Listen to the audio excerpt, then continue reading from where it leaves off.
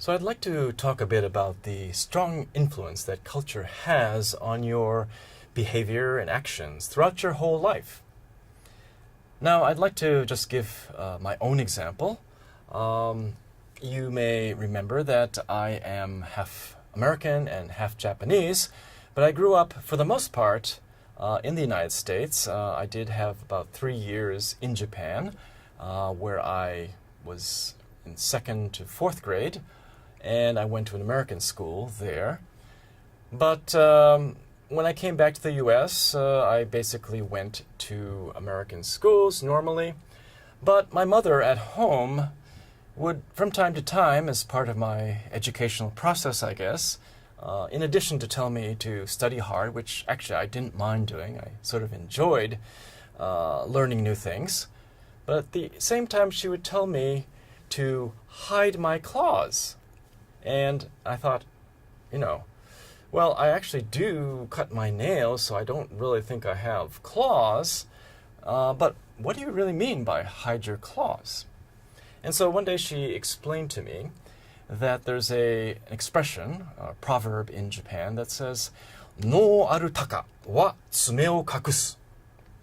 And that means that the wise hawk hides its claws.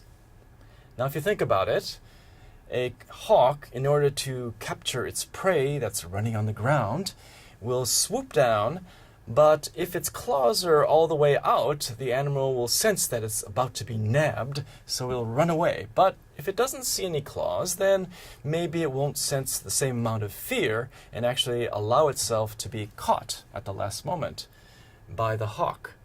So the idea is not to show your claws all the time, so that when you really need to use them, you can. And when she explained a little bit more, she really meant also that you really shouldn't show off in class. Americans love to show off.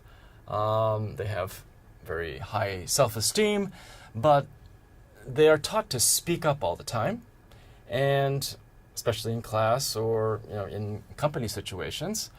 So everyone has their own opinion, and they're not afraid to let other people know what their opinions are. Now, in the Japanese context, that's not always a wise thing to do. So I actually, in school, ended up not participating very much in discussions in class. I also disliked debates and that kind of thing. I thought it was sort of silly to try to argue a point of view that really wasn't yours. But Americans have this certain facility with taking different points of views and arguing them in a logical and rational manner. So this was never my strong point at all. So after I finished Harvard, I went to Japan, and after a couple of years, I joined Mitsubishi in Tokyo and started working in their human resources department. Now, one of the first things I learned was that new employees are not expected to say anything. They just go and do whatever work is asked of them. They're expected to listen and learn. And also, if they do participate in meetings, they should remember that tsukireru kugi wa utareru. And that means the nail that sticks out will be hammered down. So most young people and junior employees of any company will tend to not say much and say something only when asked, and not venture any sort of hazardous or different kinds of opinions. So this is the kind of attitude that I also absorbed while I was working there. And after that, I went to business school in France, and at that program there were many French and also students from other countries throughout Europe and around the world. But in particular, the French love to discuss things and debate, and were very philosophical all the time. But I tended to stick together with the Japanese at that time.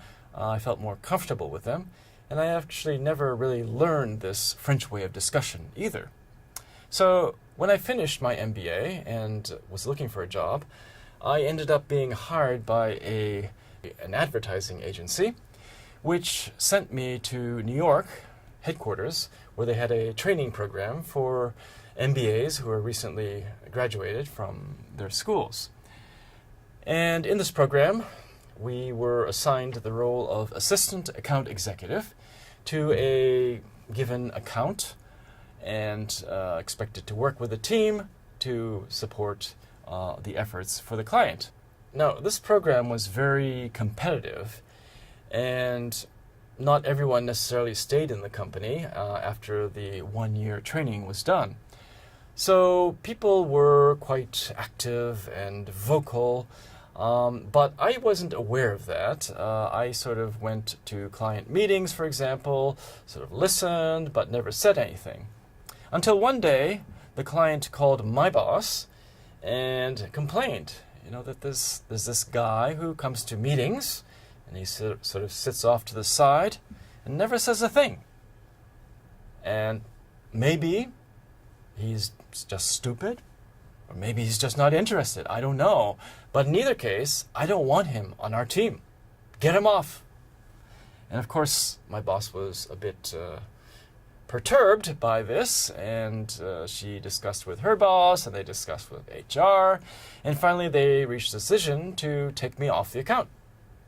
And I was told by the HR person that you've been taken off the account. And I thought, wow, that's great, Now I can do something I really want to do. But they said, maybe you're not really understanding this. We're taking you off the account. That means we don't think you can do any account here. And we're returning you to the international division. So I went to the international division, and they told me in more direct terms that I was fired. And I thought, wait a minute. I was sent from France and to be trained, and I've been listening and watching and learning, I think. Why are you firing me? You can't fire me. I got to go back to France, get a lot of Japanese clients there. So what's the deal? And they said, well, sorry, we can't. There's so many people wanting to work in advertising. They want your job. We can't afford to have someone like you here. So that was it. That was a big shock for me. I never expected to get fired, especially my first job after the MBA, but it happened. And I guess what I learned from that, maybe not immediately, but after some time, reflecting on it, that first of all, like I said, your cultural upbringing really sticks with you for most of your life. And in order to, maybe you can't truly change it, but in order to be able to work in different environments, in different countries, in different cultures, you really have to strive to take action and change your behavior. I didn't really think I had to change my behavior because I thought I was just learning. But it's in fact quite critical that you do change your behavior. Otherwise, you're at risk of losing your job very quickly, like I did. So, word to the wise.